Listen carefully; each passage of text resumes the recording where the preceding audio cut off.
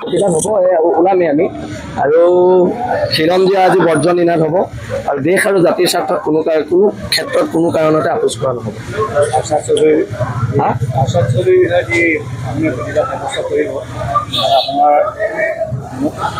আমি বাংলাদেশীৰ বিৰুদ্ধে প্ৰতিবাদ কৰিছোঁ, কোনো ব্যক্তি বিশেষৰ বিৰুদ্ধে নহয়, সেইটো স্পষ্ট কথা। আজাদ চৌধুৰী মানে তাকটো গ্ৰেপ্তাৰ কৰিব লাগিব, সি ইয়াত চৰ্দাৰ, বাংলাদেশী চৰ্দাৰ সি, তাক গ্ৰেপ্তাৰ কৰিব লাগিব। আজাদ চৌধুৰী ইমান টেণ্ডাৰ পাই কেনেকুৱা, সেইটো লৈ প্ৰশ্ন আছে আপুনি কৈছিলে। সেইটো সেইবিলাকৰ ওপৰত তদন্ত কৰক, আমি এতিয়া প্ৰতিবাদ হ'ব, প্ৰতিবাদৰ পিছত আমি দাবীসমূহ কৈ আছোঁ, এতিয়া আমি ওলামেই এটা নহ'ব।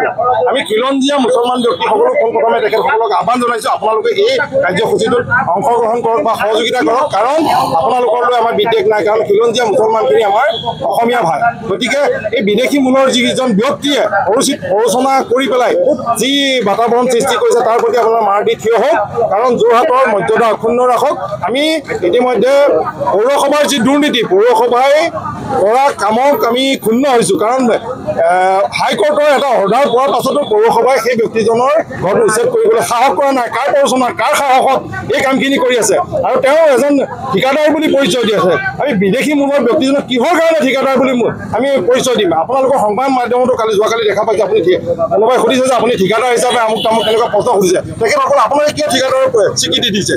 বিদেশী মূলৰ ব্যক্তিজন যিজনৰ জন্ম পৰিচয় ভুৱাকৈ উলিয়াইছে, তেখেতক পোনপ্ৰথমে সেই ভুৱা প্ৰমাণ পত্ৰৰ ভিত্তিতে তেখেতক এৰেষ্ট কৰিব লাগে, কাৰণ ৭৮ চনত জন্ম প্ৰমাণ পত্ৰৰ ব্যৱস্থা কৰিছে, তেখেত ৭৪ চনত জন্ম, গতিকে তেখেতে ক'ত পালে? আপোনালোকে মন কৰিব, বিদেশী মূলৰ যিসকল ব্যক্তি আছে তেখেতসকলৰ ওচৰত ভাৰতীয় নাগৰিক প্ৰমাণ পত্ৰ সকলোবিলাক পোৱা যায়, কিন্তু আমাৰ খিলঞ্জীয়া ব্যক্তিৰ হাতত একো নাই। গতিকে আমি আহ্বান জনাইছোঁ, যোৰহাটৰ বিভিন্ন প্ৰান্তত থকা যিসকল ব্যক্তি আছে সকলো আহক, এই যাত্ৰাত আপোনালোকে সহযোগিতা কৰক।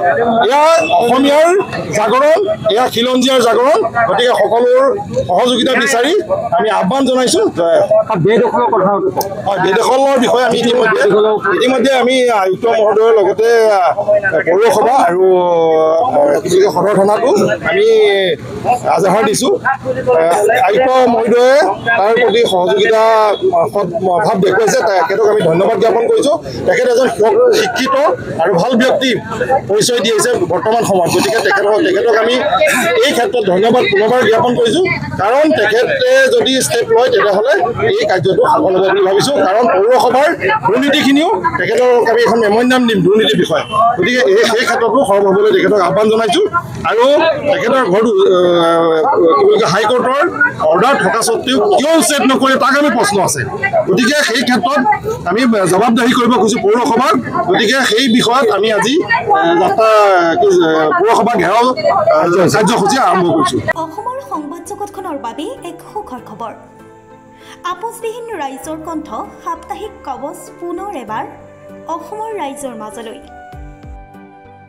স্বত্বাধিকাৰী প্ৰণীতা কলিতাৰ দ্বাৰা প্ৰকাশিত আৰু আপোচবিহীন একাংশ নপুৰণি অভিজ্ঞতাপুষ্ট সাংবাদিকৰ দ্বাৰা প্ৰচাৰিত তথা eco printing press, Guwahati Katabari গড়চুকত মুদ্ৰিত সাপ্তাহিক কবচ এতিয়া অসমৰ বিভিন্ন প্ৰান্তত উপলব্ধ। আমাৰ ঠিকনা মুখ্য কাৰ্যালয় অসম ফৰেষ্ট স্কুল, হৰি মন্দিৰ পথ, গুৱাহাটী, আৰু উপ কাৰ্যালয় Kalita market, Bijoynagar, Kamrup, Assam. Mobile number হৈছে 9435114666 70024728813। আমাৰ ইমেইল আইডি হৈছে kobos2025@gmail.com।